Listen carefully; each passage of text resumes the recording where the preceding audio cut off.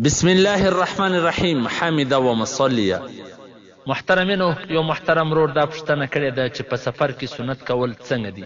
په 10 ورځې یا 15 ورځې په سفر ولاړ شي، د فرض لمونځونه به 2 رکعاته کوي، نو دا سنت به کوي او که به نه به کوي؟ بسم الله الرحمن الرحیم. حامده و مصلیه. علامه مفتی احسان الله شایق صاحب په خپل کتاب فقه العبادات صفحه نمبر 148 هغه دا لیکلي دي چې کله په تلوار کې نو د سارو سنت څخه علاوه دا نور سنتونه پرېښول جایز دي.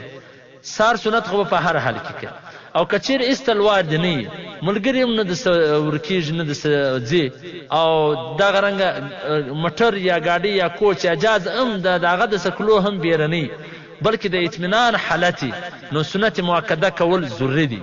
د ماښام 2 رکعاته، د ماپښین 4 رکعاته، د ماخستن 2 رکعاته، نو دا کول بیا ضروري دي. رسول الله صلی الله علیه وسلم څخه په حالت سفر کې سنت کول ثابت دي.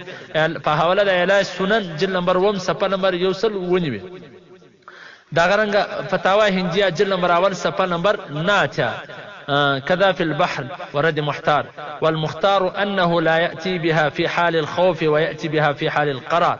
دا غرنګ مفتی انعام الحق قاسمی صاحب په خپل کتاب د منځ د مسائل انسایکلوپیډیا جلد نمبر 4 صفحه نمبر 58 هغه دا لیکلي دي کچېرې په شرعي سفر کې مشغولیت زیات نه وي، د ریل ګاډي او په جاز کې د ځای تنګي نه یا رش نه، نو په داسې صورت کې د سنت نه دي پرېښول پکار، دا مناسبه نه ده.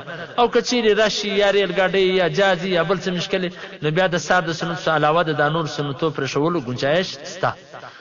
بعض خلک دا ګڼي چې د مسافر د پاره سنت کول سنت نه دي، نو ځکه بغیر عذر او مجبوري هغه د سنت پرېږدي او صرف په فرض باندې اکتفا کوي، دا غلطه ده.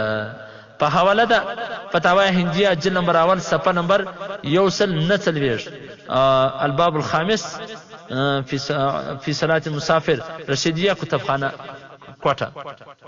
محترمه کچېرې ستا تلوارې راشي یا بل څه پریشاني، نو بیا سنتونه د ساده علاوه څه دا نور پرېښولی سي، او که ته قرار په کوټه کې ناستې و ټي وي ته ناستې یا بلکل په خپل ځای کې ناستې، هېڅ مشکل نشته، هېڅ تلوار نشته، هېڅ پریشاني نشته، او بلکل په هغه وخت کې محترمه بیا سنت کول پکار.